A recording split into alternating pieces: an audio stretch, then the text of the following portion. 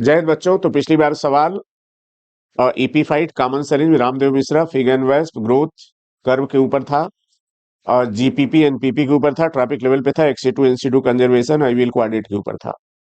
इस बार बच्चों इकोलॉजी में क्विक रिवीजन से सारे सवाल मिले थे, इस बार भी क्विक रिवीजन से सारे सवाल मिल जाएंगे। तो बेटा साइंटिस्ट तो याद ही रखना है, पॉपुलेशन एट्रीब्यूट पे सवाल आपको मिल सकता है।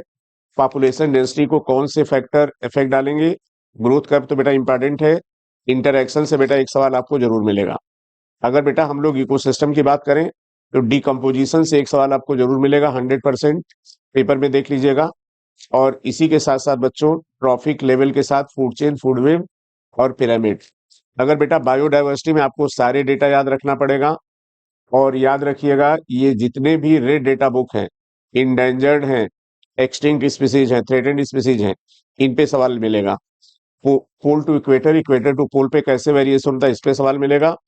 और बेटा इन सीटू एक्सीटू कंजर्वेशन में सबमिट बहुत ज्यादा इंपॉर्टेंट है, and why we should conserve biodiversity.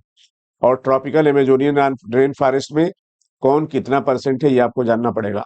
तो ये सारी चीजें क्विक रिवीजन के थ्रू हम लोग करने जा रहे हैं, इसको अच्छे से देखिए, इस वीडियो से आपको बहुत फायदा मिलेगा। थैंक यू बच्चों। हेलो बच्चों, अब हम लोग आ जाते हैं ऑर्गेनिज्म एंड पॉपुलेशन पे। इकोलॉजी का ये फर्स्ट चैप्टर है और इसको अगर हम देखेंगे तो 2025 में इस चैप्टर से 4 क्वेश्चन आए थे। तो आइए स्टार्ट करते हैं। अगर हम पॉपुलेशन एट्रीब्यूट की बात करते हैं तो पॉपुलेशन एट्रीब्यूट में पॉपुलेशन की कुछ एट्रीब्यूट होते हैं जो इंडिविजुअल के एट्रीब्यूट से अलग होते हैं। अच्छा, अगर हम पॉपुलेशन का एग्जांपल देखते हैं तो all the cormorant in wetland, right in the right के जो पॉपुलेशन होते हैं, teak wood tree in forest, bacteria in culture plate, lotus in ponds, ये सब पॉपुलेशन के एग्जांपल हैं। पॉपुलेशन इकोलॉजी की बात करते हैं तो यह इकोलॉजी की एक इम्पॉर्टेंट ब्रांच होती है जो लिंक करती है इकोलॉजी को पॉपुलेशन जेनेटिक्स एंड इवोल्यूशन से। इंडिविजुअल में है, अगर हम इंडिविजुअल की बात करते हैं तो इसके पास बर्थ और डेथ होते हैं, यानी बर्थ और डेथ की बात करते हैं। लेकिन अगर हम पॉपुलेशन की बात करते हैं तो बर्थ रेट और डेथ रेट की बात करते हैं। अगर न्यूमेरिकल को हम देखें तो यहाँ पर एक न्यूमेरिकल दिया गया है आपके बुक में। तो if a drosophila in laboratory population of 80 died during week, the death rate of in population. तो अगर हम ए ड्रोसोफिला की डेट हो गई है, टोटल जो है 80 थे इनिशियली, तो उसको 8 को 80 से डिवाइड करेंगे। हमेशा ध्यान रखिएगा इनिशियल से डिवाइड करना होता है। तो यहाँ पर 0.1 इंडिविजुअल पर ड्रोसोफिला पर वीक आ जाएगा। यूनिट का यहाँ पर ध्यान रखना है आपको। पॉपुलेशन का अगर हम दूसरा एट्रीब्यूट देखते हैं तो सेक्स रेशियो की बात करते हैं। सेक्स रेशियो का मतलब पॉपुलेशन के लिए, अच्छा, अगर हम इंडिविजुअल की बात करेंगे तो इसमें ए मेल और फीमेल की बात करते हैं, लेकिन पॉपुलेशन के रिस्पेक्ट में हम percentage of male and percentage of female की बात करेंगे। ठीक, इसके बाद अब आते हैं एज पिरामिड पे। एज पिरामिड क्या है? डिफरेंट एज ग्रुप वाले ह्यूमंस का, चाहे मेल हो या फीमेल, इनका कंबाइंड रूप से ग्राफिकल रिप्रेजेंटेशन को देखते हैं, यानी ग्राफ के फॉर्म में रिप्रेजेंट करते हैं मेल और फीमेल को, डिफरेंट एज वाले।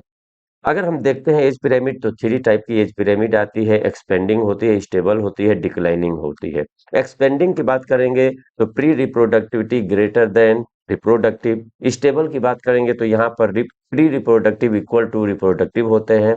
अगर डिक्लाइनिंग की बात करते हैं तो pre reproductive less than reproductive होते हैं। पॉपुलेशन डेंसिटी मेजर इन, अगर पॉपुलेशन डेंसिटी को हम मेजर करेंगे तो नंबर में करते हैं, बायोमास या परसेंटेज कवर में करते हैं, और रिलेटिव डेंसिटी के हिसाब से भी करते हैं। Tiger census in our national park and tiger reserve is based on pug mark and faecal pellets. तो पग मार्क और फीकल पिलेट्स के बेस पे हम टाइगर का सेंसस करते हैं। पॉपुलेशन ग्रोथ की बात करते हैं तो आइए इसमें कुछ टर्म है देख लेते हैं। Natality, number of birth in a population that are added in initial density. Mortality की बात करते हैं तो नंबर ऑफ डेथ, और ये पॉपुलेशन डेंसिटी को कम करते हैं। इमिग्रेशन का मतलब दूसरे जगह से आने वाले इंडिविजुअल। इमाइग्रेशन का मतलब यहाँ से कितने इंडिविजुअल छोड़ के चले गए। ठीक, अच्छा, अगर हम बात करते हैं इक्वेशन की तो N T plus one equal to N T plus P plus I minus D plus E होता है। बर्थ और इमिग्रेशन दोनों मिलके पॉपुलेशन डेंसिटी इंक्रीज करते हैं। डेथ एंड इमाइग्रेशन दोनों मिलके पॉपुलेशन डेंसिटी डिक्रीज करते हैं। नॉर्मल कंडीशन की बात करेंगे तो बर्थ और डेथ जो होता है मोस्ट इंपॉर्टेंट फैक्टर होते हैं जो पॉपुलेशन डेंसिटी को प्रभावित करते हैं। लेकिन अगर न्यू हैबिटेट की बात करें जो जस्ट कॉलोनाइज हुआ है तो यहाँ पर इमिग्रेशन का कंट्रीब्यूशन ज्यादा होता है पर बर्थ रेट के कंपेयर में। ठीक, ग्रोथ मॉडल की बात करते हैं तो ग्रोथ मॉडल दो तरह की होते हैं, exponential growth model and logistic growth model. Exponential को हम जियोमेट्रिक ग्रोथ मॉडल भी बोलते हैं। इसमें रिसोर्सेस जो होते हैं अनलिमिटेड होते हैं। इसका equation dn/dt equal to b minus d into n होता है। b माइनस डी का मतलब r होता है, r का मतलब होता है intrinsic rate of natural increase. R value कुछ दी गई है, नॉर्वे रेट के लिए 0.015 है, फ्लोर बीटल के लिए 0.12 होती है और ह्यूमन पॉपुलेशन इन 1981 में 0.0205 हुआ, यह देखने को मिला था। अगर हम इसका रिलेशन देखते हैं, प्लॉट अगर पॉपुलेशन डेंसिटी को टाइम के रिस्पेक्ट में अगर प्लॉट करते हैं तो इसका जो कर्व आता है जे शेप्ड आता है। Integral form of exponential equation जो है nt equal to N naught e का पावर rt होता है। ई जो है बेस ऑफ नेचुरल लॉगरिथम होता है। ई की जो वैल्यू होती है 2.71828 होती है। लॉजिस्टिक ग्रोथ की बात करते हैं तो पॉपुलेशन ग्रोविंग इन लॉजिस्टिक ग्रोथ की अगर बात करेंगे तो यहाँ रिसोर्सेस लिमिटेड होते हैं, फाइनाइट होते हैं। ठीक, इसको अगर हम देखेंगे, इसका कर्व देखते हैं तो ये सिग्मॉइड कर्व आता है। इनिशियली लैग फेज होता है, फिर एसिलेरेशन फेज होता है, फिर डी एसिलेरेशन होता है और फाइनली एसिम्पटोट होता है। एसिम्पटोट का मतलब होता है when population density reach at carrying capacity that is n equal to K. ठीक, n इक्वल टू के। अगर हम पॉपुलेशन ग्रोथ की बात करेंगे तो अगर यहाँ पर देखिएगा जरा, लॉजिस्टिक ग्रोथ को हम बोलते हैं वर्ल्ड होस्ट पर लॉजिस्टिक ग्रोथ यानी वीपीएल ग्रोथ। अच्छा, इसके लिए लॉजिस्टिक के लिए जो इक्वेशन होता है dn/dt equal to rn into K minus n/k। K का मतलब है carrying capacity. Resources for growth of the most animal population are finite and become limiting sooner or later। तो इसके लिए जो लॉजिस्टिक ग्रोथ मॉडल होता है ये ज्यादा यानी मोर रियलिस्टिक कंसीडर किया जाता है। Some organism breed only once in their life time. Example है पैसिफिक साल्मोन फिश और बम्बू। प्लांट के केस में बम्बू होगा, एनिमल के केस में साल्मोन फिश होगी। Some breed many times during their life time. तो एग्जाम्पल हो जाएगा मोस्ट बर्ड एंड मैमल्स। कुछ जो ऑर्गेनिज्म होते हैं वो large number of small size of spring produce करते हैं, जैसे oyster and pelagic fish. Some produce a small number of large size of spring birds and mammal example है। Population interaction की बात करते हैं तो दो स्पीसीज के बीच में इंटरेक्शन होता है, उसको हम इंटर स्पेसिफिक इंटरेक्शन बोलते हैं। ठीक, अच्छा चलिए इंटरेक्शन देखते हैं दो स्पीसीज के बीच में। इंटर स्पेसिफिक इंटरेक्शन, पहला, अगर दो ऑर्गेनिज्म दो स्पीसीज को प्लस प्लस जाएगा तो म्यूचुअलिज्म होता है। कंपटीशन में दोनों स्पीसीज को माइनस माइनस होता है, दोनों स्पीसीज हार्मफुल होती है। प्रीडेशन में एक को फायदा होता है, दूसरे को नुकसान होता है। पैरासिटिज्म में भी प्लस माइनस देखने को मिलेगा। कॉमन सेलिज्म में प्लस जीरो देखने को मिलेगा। एमेंसेलिज्म में माइनस और जीरो देखने को मिलता है। प्रीडेशन की बात करते हैं तो प्रीडेशन का मतलब प्लस माइनस होता है, एक स्पीसीज को बेनिफिट, दूसरे को डिट्रीमेंटल। प्रीडेशन की बात करते हैं तो ये वो प्रोसेस होती है जिसके द्वारा एनर्जी ट्रांसफर होती है from lower trophic level to higher trophic level. ठीक, और ये एनर्जी को फिक्स करता है प्लांट फोटोसिंथेसिस के द्वारा। स्पोरों की बात करते हैं तो ये भी प्रीडेटर से कम नहीं होते हैं। प्रीडेटर की pre population under control when certain exotic species, अगर किसी एक्जोटिक स्पीसीज को हम इंट्रोड्यूस करते हैं किसी जियोग्राफिकल एरिया में तो ये इनवेसिव हो जाते हैं और तेजी से फैलने लगते हैं क्योंकि इनके नेचुरल प्रीडेटर वहां नहीं होते हैं नई जगह पे। प्रिकली पियर कैक्टस की बात करेंगे तो इसको ऑस्ट्रेलिया में इंट्रोड्यूस किया गया था। अर्ली 1920s में किया गया था, जिसकी वजह से ये तेजी से फैला और millions of hectare range land जो है को बर्बाद किया, यानी कि मिलियंस ऑफ हेक्टेयर भूमि पर ये फैल गया। फाइनली इसको कंट्रोल तब किया गया जब इसको खाने वाले कैक्टस को इसके नेचुरल हैबिटेट से लाया गया, जैसे मॉथ को, है ना। तो कैक्टस फीडिंग प्रीडेटर मॉथ को लाके इंट्रोड्यूस किया गया, तो ये इसको कंट्रोल किया गया। बायोलॉजिकल कंट्रोल मेथड अगर हम एडॉप्ट करेंगे एग्रीकल्चर में पेस्ट कंट्रोल के लिए, तो ये जो बेस्ड होता है ability of predator to regulate prey population, predator also maintaining species diversity by competition in rocky intertidal community of American Pacific coast. Starfish pisaster is important predator. तो एक फील्ड एक्सपेरिमेंट किया गया जिसमें सभी स्टारफिश को वहां से निकाल दिया, एक इनक्लोज एरिया से निकाल दिया, जिसकी वजह से more than 10 species of invertebrate become extinct हो गई within a year. Because इसका रीजन क्या था? इंटर स्पेसिफिक कंपटीशन की वजह से। Prey species have evolved various defence to lessen the impact of predation. Some species of insect and frog are cryptically coloured flash show करते हैं, जिससे वो प्रीडेटर से बच सके, जिससे प्रीडेटर उसको डिटेक्ट ना करे। मोनार्च बटरफ्लाई की बात करते हैं तो ये हाईली डिस्टेस्टफुल होता है अपने प्रीडेटर के लिए। प्रीडेटर इसकी जो होती है बर्ड होती है, क्योंकि इसके अंदर एक स्पेशल केमिकल प्रेजेंट होता है। For plant herbivores are predator. Plant के केस में अगर हम इकोलॉजी के नजरिए से देखें तो हर्बीवोर्स भी प्रीडेटर से कम नहीं है। Nearly 25% of all insect are phytophagous. Phytophagous वो होते हैं जो प्लांट सैप को खाते हैं या अदर प्लांट के अदर पार्ट को खाते हैं। Plants evolve an astonishing variety of morphological and chemical defence against herbivores. जैसे अगर हम बात करेंगे मार्फोलॉजिकल डिफेंस की, तो थॉर्न, कुछ प्लांट थॉर्न प्रोड्यूस करते हैं, थॉर्न डेवलप करते हैं, जैसे एकेसिया और कैक्टस।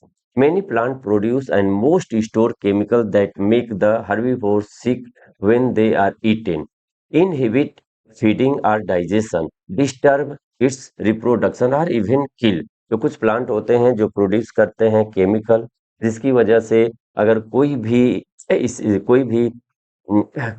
जिसकी वजह से जो अगर इसको कोई खाता है, यानी इसके जो प्रीडेटर है वो खाते हैं तो बीमार हो जाते हैं, इनहिबिट फीडिंग हो जाती है, डाइजेशन डिस्टर्ब हो जाता है, रिप्रोडक्शन डिस्टर्ब हो जाता है और ये मर भी सकते हैं। कैलोट्रोपिस की बात करते हैं तो ये हाईली पॉइजनस कार्डियक ग्लाइकोसाइड्स है, and that way you never see any cattle or goat browsing on this plant।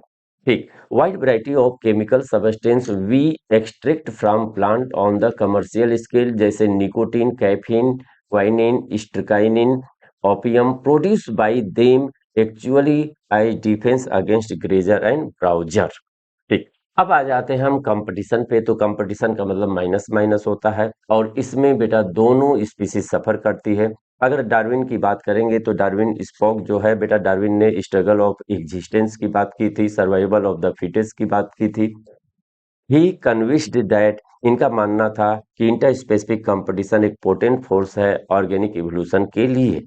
He believe that competition occur when closely related species compete for the same species that are limiting, but this is not entirely true. इनका मानना था कि competition closely related species के बीच देखने को मिलती है, जहां पर सेम रिसोर्सेस हो और रिसोर्सेस लिमिटिंग में हो, लेकिन ये हमेशा सही नहीं होता है। जैसे कभी कभी टोटली अनरिलेटेड स्पीसीज के बीच भी कंपटीशन देखने को मिलता है सेम रिसोर्सेज के लिए। जैसे एग्जांपल है in some shallow South America lake, visiting flamingos and resident fish compete for their common food zooplankton. Resources need not be limiting for the competition to occur. तो कोई जरूरी नहीं है कि रिसोर्सेज का लिमिटिंग होना जरूरी है, कभी कभी रिसोर्सेज अनलिमिटेड होते हैं फिर भी कंपटीशन देखने को मिलता है, जैसे इंटरफियरेंस कंपटीशन।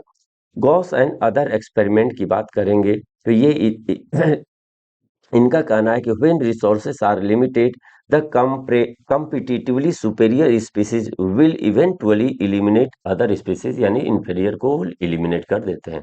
एविंगन टॉर्टवाइज की बात करेंगे तो Abingdon tortoise in Galapagos island become extinct within a decade after goat were introduced on the island due to greater browsing efficiency of goat।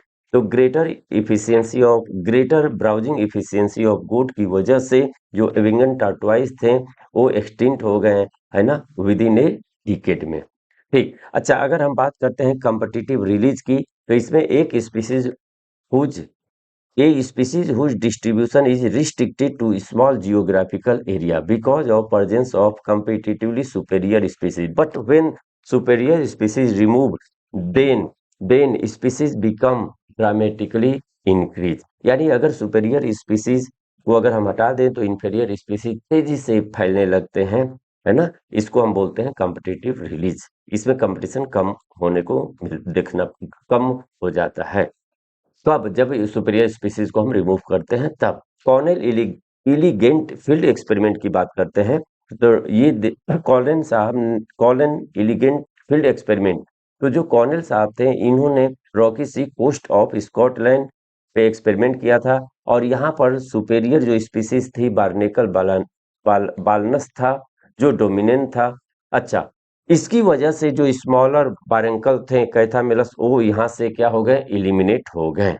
तो सुपेरियर का मतलब बी का मतलब बालनस, ठीक, जो डोमिनेंट था, और इंफेरियर का मतलब स्मॉलर बारंकल और कौन, कैथामिलस। तो बालनस ने कैथामिलस को रिमूव किया। तो आगे चलिए, अगर हम देखते हैं in general herbivores and plant जो होते हैं मोर एडवर्सली अफेक्टेड होते हैं कंपटीशन से देन कार्निवोर्स। कार्निवोर्स के कंपेयर में हर्बीवोर्स और प्लांट को ज्यादा नुकसान देखने को मिलता है कंपटीशन के केस में। गॉस कॉम्पिटिटिव एक्सक्लूसिव प्रिंसिपल की बात करते हैं तो ये प्रिंसिपल ये कहता है कि जब two closely related species competition करती है for same resources can not coexist indefinitely, यानी इनफाइनाइट टाइम तक वो दोनों स्पीसीज एक साथ नहीं रह सकती है। जो इंफेरियर स्पीसीज है उसको फाइनली क्या होना, एलिमिनेट होना ही पड़ता है। मैक ऑर्थर रिसोर्स को रिसोर्सेस पार्टीशनिंग की बात की थी, यानी मैक ऑर्थर साहब ने रिसोर्सेस के बंटवारा की बात की थी। इनका कहना था कि हम कंपटीशन से बच सकते हैं, यानी two species compete for the same, जब टू स्पीसीज सेम रिसोर्सेज के लिए कंपटीशन करती है they could avoid competition by choosing different time for feeding और डिफरेंट फोरेजिंग पैटर्न। यानी आपसी समझबूझ की वजह से हम कंपटीशन से बच सकते हैं, इसी को कहा जाता है रिसोर्सेज पार्टीशनिंग।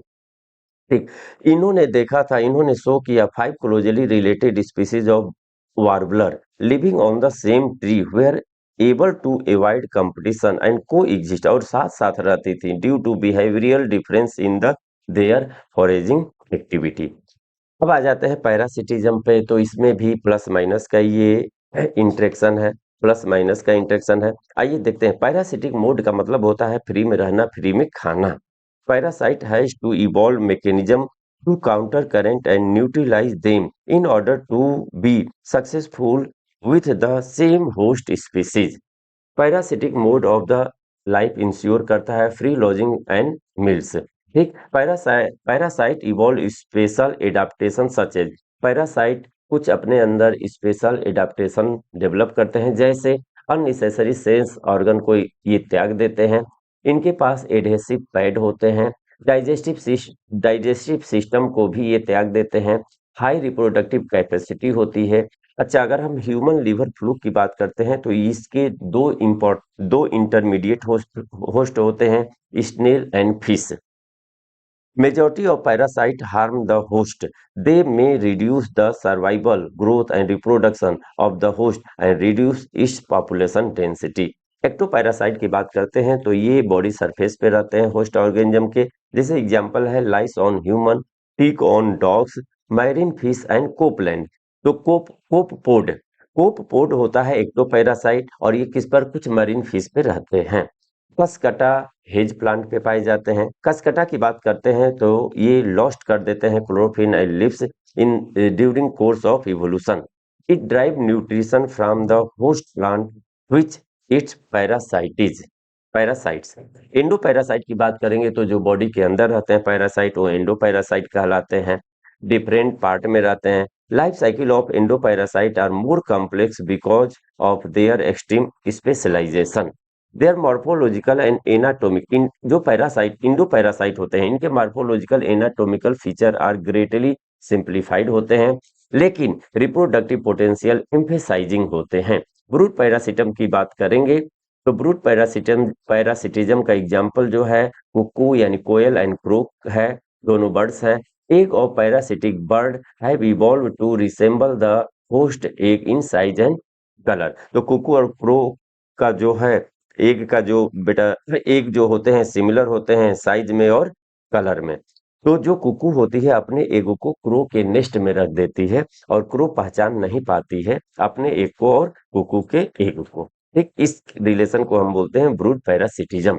कॉमेंसलिज्म की बात करेंगे तो एक स्पीसीज को फायदा होगा दूसरे स्पीसीज को ना ही फायदा ना ही नुकसान होगा, यानी न्यूट्रल की बात करेंगे, प्लस और न्यूट्रल की बात करेंगे। इसके 4 एग्जाम्पल है। पहला एग्जाम्पल जो है orchid growing on the orchid growing as as epiphyte on mango tree. तो जो ऑर्किड होते हैं उस ऑर्किड जो है उसको प्लस जाता है, उसको फायदा होता है। अब मैंगो ट्री को जीरो जाता है यानी neutral. Barnacle growing on the back of whale, whale का मतलब जीरो, बारंकल का मतलब प्लस।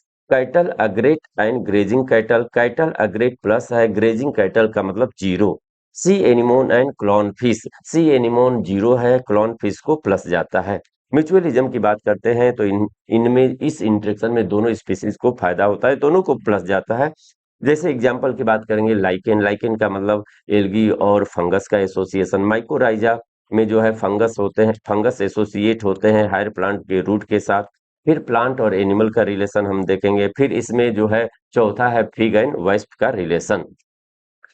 अगर हम प्लांट की बात करते हैं, प्लांट नीड हेल्प, प्लांट को एनिमल की जरूरत होती है पोलिनेशन के लिए, ठीक अपने फ्लावर को पोलिनेट करने के लिए, एंड सीड को डिस्पर्स करने के लिए। प्लांट ऑफर करता है रिवार्ड, और रिवार्ड के फॉर्म में ये पोलिन ग्रेन नेक्टर प्रोड्यूस करता है पोलिनेटर को अट्रैक्ट करने के लिए। लेकिन फिर एक प्लांट जो है जूसी एंड न्यूट्रिटियस फ्रूट भी प्रोड्यूस करता है, ये सीड डिस्पर्सर को अट्रैक्ट करने के लिए, सीड को डिस्पर्स कराने के लिए। अगर सीड को डिस्पर्स कराना है तो ये रिवार्ड के फॉर्म में जूसी एंड न्यूट्रिटियस फ्रूट प्रोड्यूस करेगा। लेकिन अगर पोलिनेटर को अट्रैक्ट करना है, पोलिनेशन कराना है, तो ये रिवार्ड के फॉर्म में पोलन ग्रेन और नेक्टर प्रोड्यूस करता है। अगर हम ऑर्किड की बात करते हैं तो सभी ऑर्किड जो होते हैं राइट टाइप पोलिनेशन शो नहीं करते, यानी एक ऑर्किड है मेडिटेरेनियन ऑर्किड ऑफ्रिस, ये सेक्सुअल डिसिट शो करता है। और ये क्या करता है, जो ये ऑर्किड है ऑफ्रिस अपने एक पीटल को रिसेंबल कर लेता है फीमेल बी के जैसा साइज में, कलर में और मार्किंग में। If the female bee color pattern change even slightly for any reason during evolution, pollination success will be reduced unless the orchid flower co-evolve to maintain resemblance of its petal to the female bee. Female bee. तो इस तरह organism and population chapter complete हो गया। बच्चों हम ecosystem पे आते हैं। अगर हम इकोसिस्टम की बात करते हैं तो 2025 में इकोसिस्टम से 3 क्वेश्चन आए थे। चलिए अब इकोसिस्टम को हम देखते हैं एक नजर जल्दी से। Ecosystem term given by AG Tansley. Ecosystem की बात करेंगे तो ये नेचर का फंक्शनल यूनिट है जहां पर लिविंग ऑर्गेनिज्म इंटरेक्ट होते हैं आपस में और सराउंडिंग फिजिकल इन्वायरमेंट के साथ भी। इको सिस्टम को 2 कैटेगरी में डिवाइड किया गया है, टेरेस्ट्रियल एंड एक्वेटिक। टेरेस्ट्रियल की बात करेंगे तो फॉरेस्ट, ग्रासलैंड और डिजर्ट आते हैं। एक्वेटिक इकोसिस्टम में ponds, lake, wetland, river and estuary आते हैं। मैन मेड इकोसिस्टम की बात करेंगे तो क्रॉप, फील्ड एंड एक्वेरियम होते हैं। 2 कंपोनेंट ऑफ इकोसिस्टम, इकोसिस्टम के 2 मेजर कंपोनेंट होते हैं, बायोटिक और एबायोटिक। ठीक याद करिएगा। Identification and enumeration of the plant and animal species of an ecosystem give species composition। अगर हमें स्पीसीज कंपोजिशन की बात करनी है, देखना है तो आइडेंटिफिकेशन और इनुमिरेशन देखेंगे प्लांट और एनिमल के। स्ट्रेटिफिकेशन की बात करेंगे तो vertical distribution of different species occupying different level. अगर हम फॉरेस्ट इकोसिस्टम की बात करते हैं तो सबसे बॉटम पे जो होंगे हर्ब और ग्रास होंगे, सेकंड पे होंगे श्रब होंगे, और सबसे टॉप पे ट्री होते हैं। इकोसिस्टम के कंपोनेंट की बात करते हैं तो जो कंपोनेंट होते हैं, प्रोडक्टिविटी होते हैं, डिकम्पोजिशन होते हैं, एनर्जी फ्लो होते हैं, न्यूट्रिएंट साइकिलिंग की बात करते हैं। पॉन्ड्स का अगर हम एग्जांपल एक्वेटिक इकोसिस्टम की बात करेंगे और पॉन्ड्स का लेंगे तो बेटा पॉन्ड्स जो होते हैं सेल्फ सस्टेनेबल यूनिट होता है, सैलो वाटर बॉडी होते हैं। इसमें बायोटिक और एबायोटिक दोनों कंपोनेंट देखने को मिलते हैं। अगर बायोटिक की बात करते हैं तो ऑटोट्रॉफिक कंपोनेंट की बात करेंगे तो ऑटोट्रॉफ इसमें जो पॉन्ड्स में होते हैं फाइटोप्लैंक्टन होते हैं, सम एल्गी होते हैं, फ्लोटिंग होते हैं, सम मर्ज एंड मार्जिनल प्लांट होते हैं जो एड्स पे पाए जाते हैं। कंज्यूमर की बात करते हैं तो जू plankton, free swimming and bottom dwelling होते हैं। डिकम्पोजर में बैक्टीरिया, फंजाई एंड फ्लैजिलेट्स आते हैं। There is unidirectional movement of energy toward higher trophic level and its dissipation and loss as heat to the environment। ठीक। Productivity की बात करते हैं तो इसमें प्राइमरी प्रोडक्शन होता है। प्राइमरी प्रोडक्शन जो होता है अमाउंट ऑफ बायोमास और ऑर्गेनिक मैटर प्रोड्यूस पर unit area over A time period by plant during photosynthesis, ये कहलाता है प्राइमरी प्रोडक्शन। इसकी अगर यूनिट की बात करेंगे तो ग्राम पर मीटर स्क्वायर होते हैं। वेट में, एनर्जी में जो होता है किलो कैलोरी पर पर मीटर स्क्वायर होता है। प्रोडक्टिविटी जो होती है rate of biomass production and rate of biomass production को हम प्रोडक्टिविटी कहेंगे। और प्रोडक्टिविटी की यूनिट की बात करेंगे तो अगर हम इसका वेट में देखते हैं तो ग्राम पर मीटर स्क्वायर पर ईयर, यानी यहाँ पर समय का मेंशन हो जाएगा। एनर्जी के रिस्पेक्ट में देखें तो किलो कैलोरी पर मीटर स्क्वायर पर ईयर होते हैं। प्रोडक्टिविटी की बात करते हैं तो जो प्रोडक्टिविटी दो तरह की होती है, primary and secondary. Primary productivity भी दो तरह की होती है, gross gross primary productivity and net primary productivity. Gross primary productivity की बात करेंगे तो ये जो है rate of production of organic matter during photosynthesis by plant. Net primary productivity available biomass होती है for available biomass for consumption to heterotroph. Heterotroph का मतलब हर्बीवोर्स और डिकम्पोजर की बात की जाती है। सेकेंडरी प्रोडक्टिविटी की बात करेंगे तो rate of formation of new organic matter by consumer. Consumer के बॉडी में कितने ऑर्गेनिक मैटर बनते हैं, किस रेट से बनते हैं, ये सेकेंडरी प्रोडक्टिविटी होती है। अगर हम एनपीपी की बात करेंगे तो NPP equal to GPP minus R. R क्या है? रिस्पिरेटरी लॉस होता है, ठीक। और ये जो आर होता है अमाउंट ऑफ जीपीपी होता है जो रिस्पिरेशन में प्लांट यूज कर देते हैं। प्राइमरी प्रोडक्टिविटी डिपेंड ऑन, तो प्राइमरी प्रोडक्टिविटी किस पे डिपेंड करती है? Plant species inhabiting a particular area, nutrient की अवेलेबिलिटी क्या है, फोटोसिंथेटिक कैपेसिटी क्या है प्लांट की, वैरायटी ऑफ इन्वायरमेंटल फैक्टर पे डिपेंड करती है, ठीक। ये सब डिपेंडेंसी है। अगर हम होल बायोस्फीयर की एनुअल एनपीपी की बात करेंगे तो 170 बिलियन होती है ड्राई वेट के रिस्पेक्ट में। अगर प्रोडक्टिविटी ऑफ ओशियन की बात करेंगे, एनपीपी की बात करेंगे तो 55 बिलियन टन होते हैं। जो बचते हैं 115 टन वो होते हैं लैंड्स के। डिकम्पोजिशन की बात करेंगे तो इस डिकम्पोजिशन वो प्रोसेस है जिसके द्वारा कॉम्प्लेक्स ऑर्गेनिक मैटर को इनऑर्गेनिक सबस्टेंस में कन्वर्ट किया जाता है। इसका जो रॉ मटेरियल है वो डिट्राइटस होता है। Detritus dead dead remains of plant and animal होते हैं, ठीक। अगर हम स्टेप की बात करते हैं तो यहाँ पर जो स्टेप होते हैं 5 स्टेप होते हैं। फ्रेगमेंटेशन होते हैं, लीचिंग होते हैं, केटाबोलिज्म होते हैं, ह्यूमिफिकेशन होते हैं, मिनरलाइजेशन होते हैं। ये करेक्ट सीक्वेंस देख लीजिएगा, ठीक है। यहाँ पर फ्रेगमेंटेशन की बात करेंगे तो फ्रेगमेंटेशन वो प्रोसेस है जिसके द्वारा डिट्राइटस को सिंपल पार्टिकल में कन्वर्ट किया जाता है। Leaching, water soluble inorganic nutrient go down soil horizon and get precipitate as unavailable salt. Catabolism की बात करेंगे तो bacteria and fungal enzyme degrade detritus into simple inorganic substance. Humification की बात करेंगे तो accumulation of dark colour amorphous substance called humus that are highly resistant to microbial action and undergo decomposition extremely slow rate। Mineralisation की बात करेंगे तो humus further degrade and release inorganic nutrient. Humus का inorganic nutrient में convert होना ही mineralisation कहलाता है। ह्यूमस की बात करते हैं तो यह डार्क कलर एमॉर्फस सबस्टेंस है, highly resistance to microbial action होता है, डिकम्पोजर होता है। इसी डिकम्पोजिशन इसी की वजह से स्लो रेट से होता है। कोलाइडल इन नेचर होता है, न्यूट्रिएंट रिजर्वायर है, यानी न्यूट्रिएंट ज्यादा होते हैं। Decomposition is largely N oxygen requiring process. Rate of decomposition की बात करेंगे तो rate of decomposition control by chemical composition of detritus and climate factor. Decomposition rate is slower if detritus is rich in lignin and chitin, and quicker if detritus is rich in nitrogen and water soluble substance like sugar. Most important climatic factor की बात करते हैं तो that regulate decomposition, यहाँ पर होगा temperature and soil moisture. Decomposition favoured by warm and moist environment. Low temperature और anaerobic condition होगी तो डिकम्पोजिशन इनहिबिट हो जाएगा, जिसकी वजह से ऑर्गेनिक मटेरियल इकट्ठा होने लगेंगे। एनर्जी फ्लो करेंगे की बात करेंगे तो हमेशा यूनिडायरेक्शनल होता है, यानी कि इंसिडेंट सोलर रेडिएशन का 50% जो है फोटोसिंथेटिकली एक्टिव यानी पार कहलाता है। इंसिडेंट सोलर रेडिएशन का 50% पार कहलाता है। अच्छा, पार का जो प्लांट है 2 से 10% कैप्चर करते हैं फोटोसिंथेसिस में। प्रोड्यूसर की बात करेंगे तो ऑल ऑटोट्रॉप जैसे green plant, also called converter या transducer, they convert solar energy into chemical energy. In aquatic ecosystem phytoplankton are the major autotroph. Decomposer की बात करते हैं तो decomposer the dead bodies of producer and consumer. Dead body decomposer जो होते हैं, decomposer the dead body of the producer and consumer.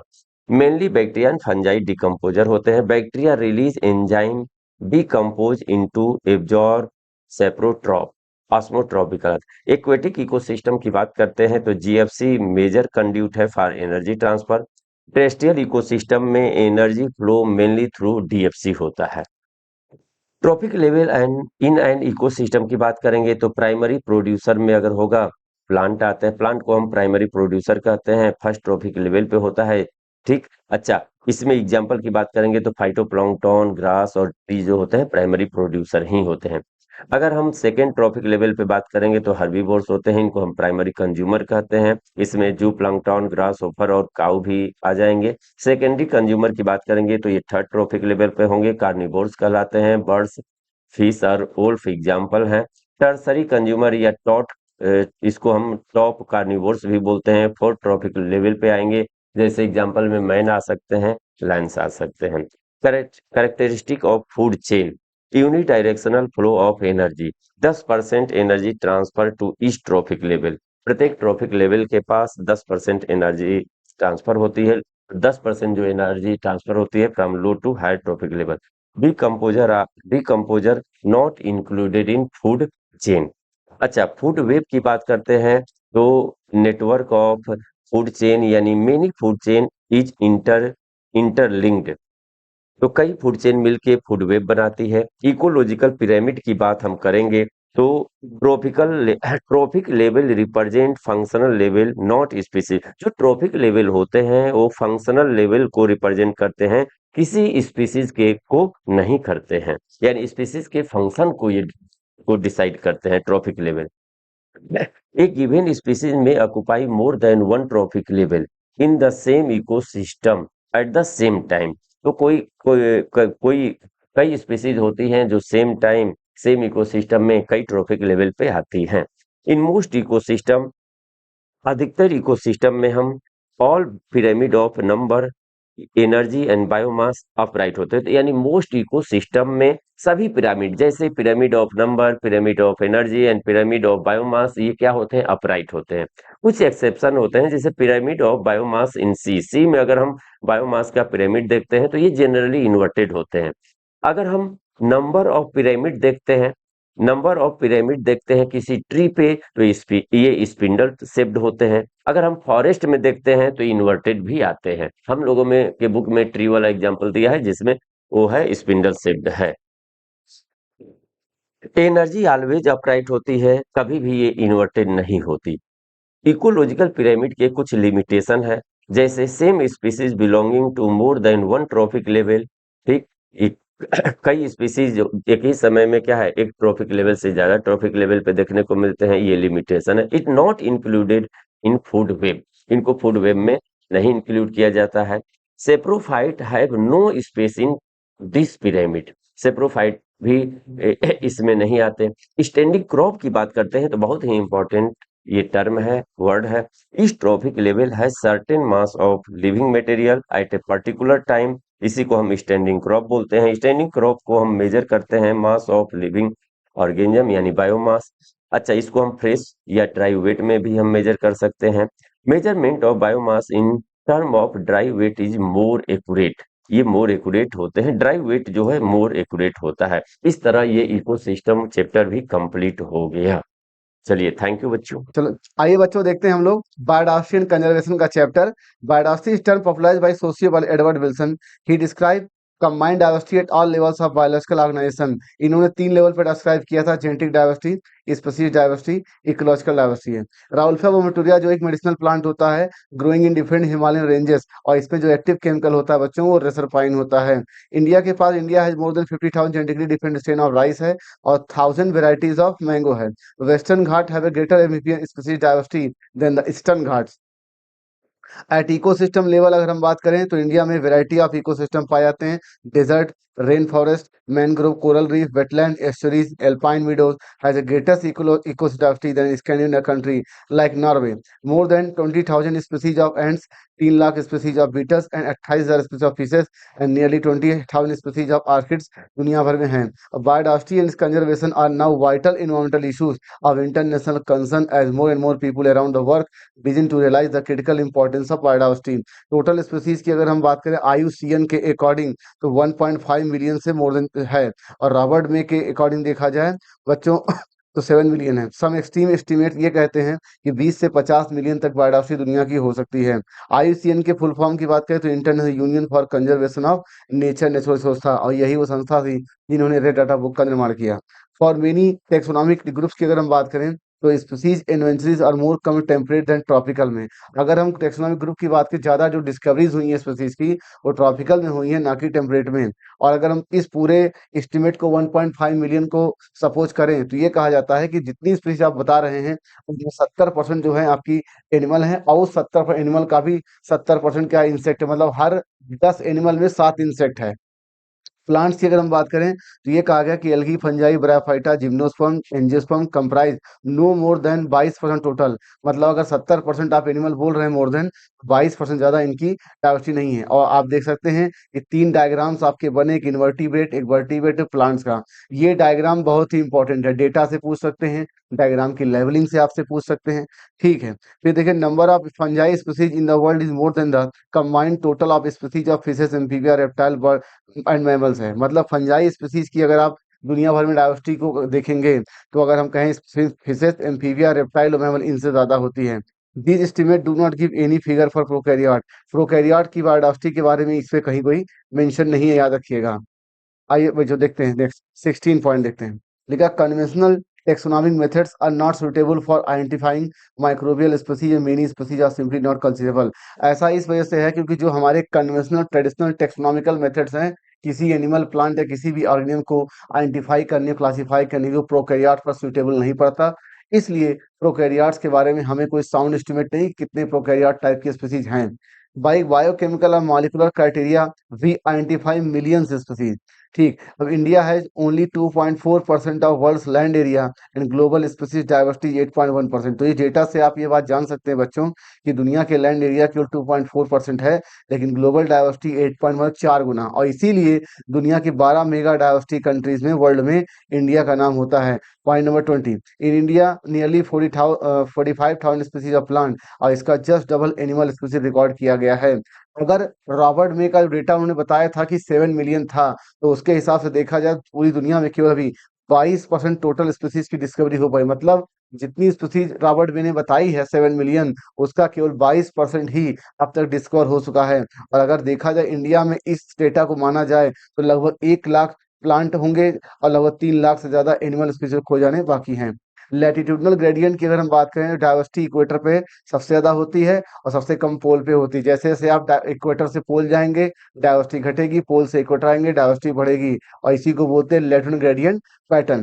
कहते हैं अगर हम आपकी किताब में कई डेटा दिए गए हैं स्पीसीज ऑफ बर्ड्स, और ये जो लैटिट्यूड ग्रेडियंट है बच्चों, इस बात को समझाने के लिए स्पीसीज ऑफ बर्ड्स का एग्जांपल लिया गया है। इन्होंने कहा है कि जो कोलंबिया कंट्री है जो नियर इक्वेटर है उस पर लगभग 1400 स्पीसीज ऑफ बर्ड्स की है। न्यूयॉर्क 41 डिग्री नॉर्थ, मतलब इक्वेटर से आप 41 डिग्री नॉर्थ की तरफ चलेंगे, नॉर्थ पोल की तरफ, तो वहां पर 105 स्पीसीज है। और ग्रीनलैंड को अगर आप चलते हैं 71 डिग्री नॉर्थ तो यहाँ पर 56 स्पीसीज का मतलब इक्वेटर के ज्यादा पास न्यूयॉर्क है तो 105 स्पीसीज है, और इक्वेटर से थोड़ा दूर है ग्रीनलैंड तो वहां पर 56 स्पीसीज है। इंडिया में 1200 स्पीसीज ऑफ बर्ड से ज्यादा है।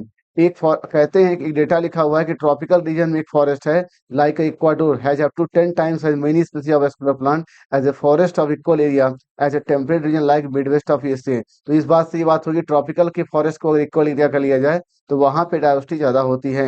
अमेजोनियन रेन फॉरेस्ट जो साउथ अमेरिका में होता है इसको लंग्स ऑफ द प्लेनेट कहते हैं, और ये ग्रेटेस्ट बायोडाइवर्सिटी ऑफ अर्थ को कवर करता है, क्योंकि यहाँ पर कुछ डेटा दिया गया है जिसके बिहा पर ये आप कह सकते हैं बेसिस पर कि हाँ भाई यहाँ डाइवर्सिटी ज्यादा है। प्लांट्स की 40,000 से ज्यादा स्पीसीज है, फिशेस की 3000 है, बर्ड्स की 1300 है, मैमल और एम्फीबिया का डेटा सेम है 427, रेप्टाइल 378, और इनवर्टिवर्ट का मोर देन 1,25,000 स्पीसीज है।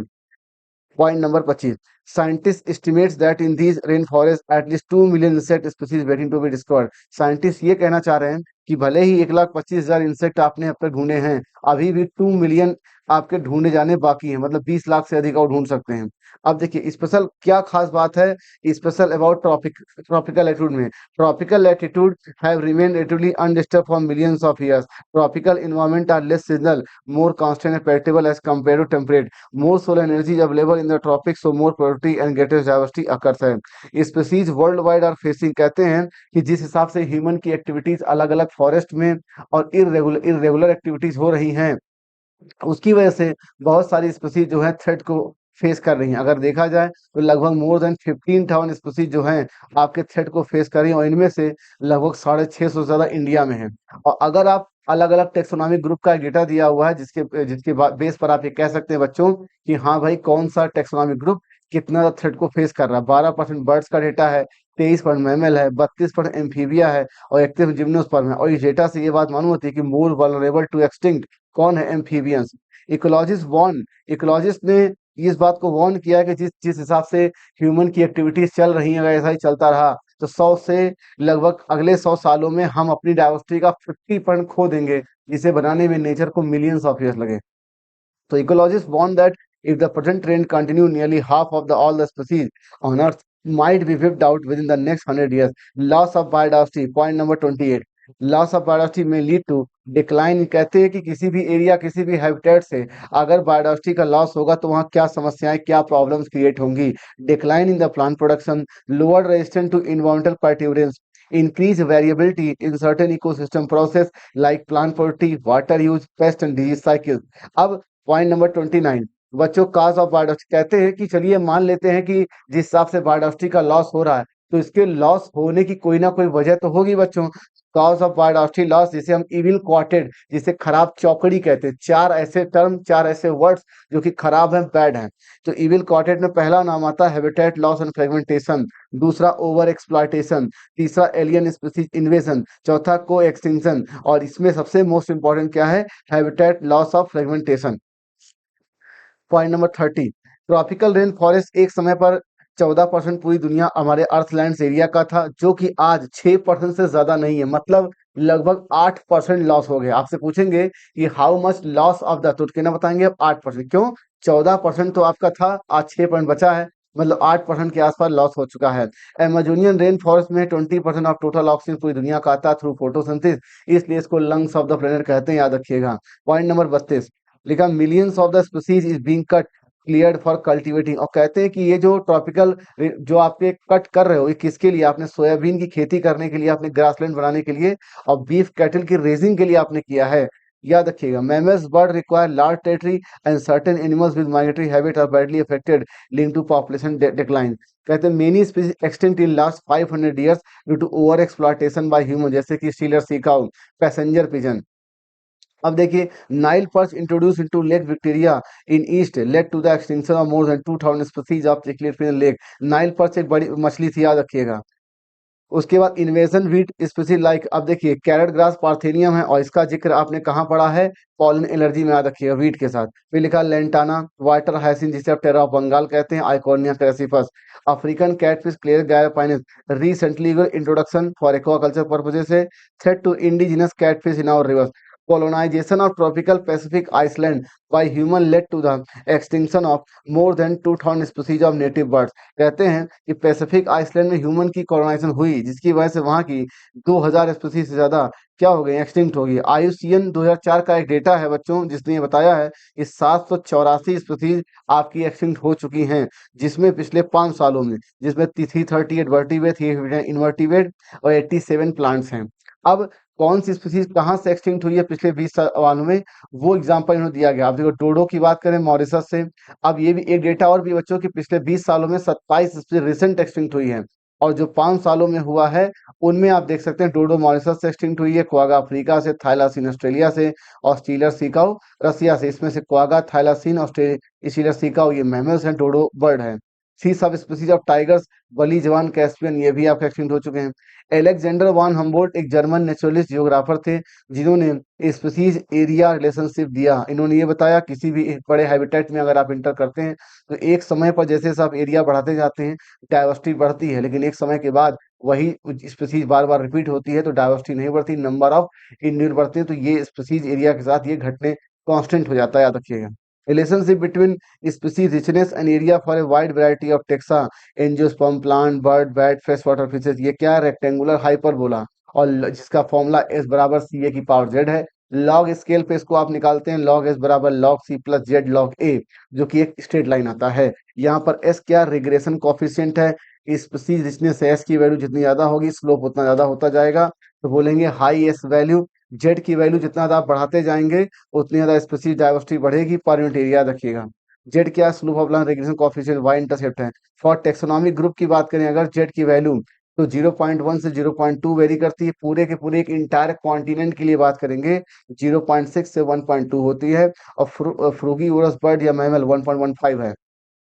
कहते हैं कि क्या इंपॉर्टेंस ऑफ स्पीसीज डाइवर्सिटी का है, मोर स्पीसीज होगी डाइवर्सिटी ज्यादा होगी, मोर स्टेबिलिटी होगी प्रोडक्टिविटी ज्यादा होगी। फिर डेविड टिलमैन एक लॉन्ग टर्म इकोसिस्टम इन्होंने प्रयोग किया यूजिंग आउटडोर प्लॉट पे, area with more species less year to variation more productive. कहते हैं कि अगर किसी एरिया में डाइवर्सिटी ज्यादा है तो वहां पर ईयर टू ईयर वेरिएशन कम होंगे और वहां पे प्रोडक्टिव ज्यादा होगी। अब स्पीसीज की वैल्यूएशन और स्पीसीज की इंपॉर्टेंस बताने के लिए एक साइंटिस्ट आए, पाउल एहरलिच, जिन्होंने रिवेट पॉपर हाइपोथेसिस दिया था। इन्होंने एरोप्लेन से इसको कंपेयर किया इकोसिस्टम से, और airplane equivalent to ecosystem, rivets equivalent to species, और rivets of wing equivalent to keystone species. आप इतने जानते हैं कि अगर आप कोई प्लेन में कोई व्यक्ति बैठा हुआ पैसेंजर, तो उसके अंदर से जितनी चीजें सीट बेल्ट वगैरह आप हटाते जाएंगे उतना दिक्कत नहीं, प्रॉब्लम नहीं होगी, जितना कि विंग्स वगैरह आप हटाएंगे उसके नट बोल्ट को हटाएंगे।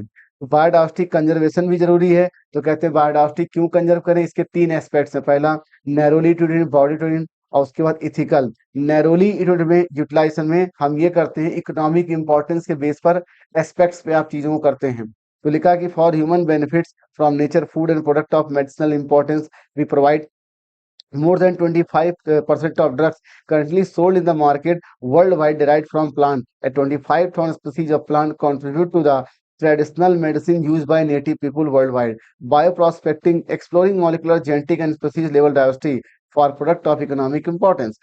Broadly में क्या होता है, ecosystem services provide by nature, जैसे कि 20% of total oxygen from Amazon forest से। इथिकल का मतलब for care of human wellbeing. कहते हैं कि भले ही कोई चीज हमारे फायदे की हो ना हो डायरेक्ट इनडायरेक्ट, लेकिन अगर ईश्वर ने उसे बनाया है तो उसको बचाना हमारा एक मॉरलिटी है। इन सीटू, अब कहते हैं कि हम अपने डाइवर्सिटी में कंजर्वेशन कितने कैसे कर सकते हैं। एक होता है in situ on site, ex situ off site. In situ में क्या है बच्चों, पूरे के पूरे इकोसिस्टम हैबिटेट को कंजर्व कर लेंगे, और इसके कई टाइप दिए हैं। वर्ल्ड वाइड की बात करेंगे तो हॉट स्पॉट है, बायोस्फीयर रिजर्व है, नेशनल पार्क है, वाइल्ड लाइफ सेंचुरी है, सेक्रेड ग्रुप्स हैं। अगर वर्ल्ड वाइड की बात करें 34 हॉट स्पॉट है, पहले 25 थे, 9 ऐड हुए। बायोस्फीयर रिजर्व इंडिया में 14 है, नेशनल पार्क 90 है, वाइल्ड लाइफ सेंचुरी 448 है। सेक्रेड ग्रुप्स जो होते हैं ये आदिवासी जनजातियों के द्वारा प्रोटेक्ट किए गए आपके फॉरेस्ट या हैबिटेट रीजन्स होते हैं।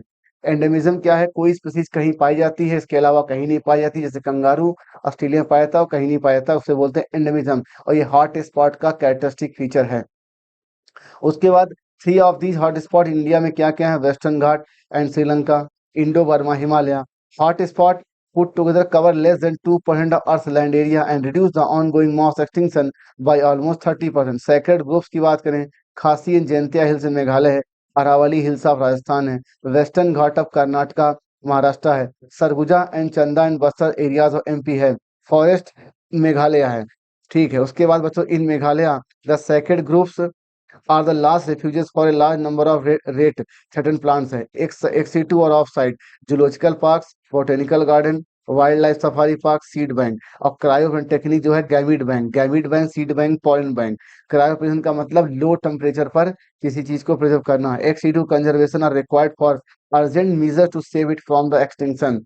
बच्चों अर्थ समिट जो हुआ था वो हुआ था रियो डी जेनेरियो में 1992 में। All nations to take appropriate measures for conservation of biodiversity and sustainable utilisation of its benefit. उसके बाद वर्ल्ड समिट हुआ held in Johannesburg South Africa 2002 में, और इसमें 190 कंट्रीज ने प्लेस किया था their commitment to achieve by 2010 कि हाँ सस्टेनेबल डेवलपमेंट करेंगे, मगर डेवलपमेंट कुछ इस तरह से होगा कि बायोडाइवर्सिटी इकोसिस्टम को ज्यादा नुकसान नहीं पहुंचाएंगे बच्चों। और significant reduction in the current rate of biodiversity loss eight global regional local level, मतलब हर लेवल पे हमें बायोडाइवर्सिटी को बचाना है। तो प्यारे बच्चों ये बायोडाइवर्सिटी एंड कंजर्वेशन का क्विक रिवीजन के पॉइंट्स है जो आज मैंने बोले। मेरी टीम सिंह सर ने और पूरी बायो टीम ने आपको एनसीईआरटी 1-2 का क्विक रिवीजन फटाफट दिया है बच्चों, आप लोग उसको रिवाइज करिए और कल के पेपर में आप बहुत अच्छा करें। मेरी शुभकामनाएं आपके साथ हैं। Thank you.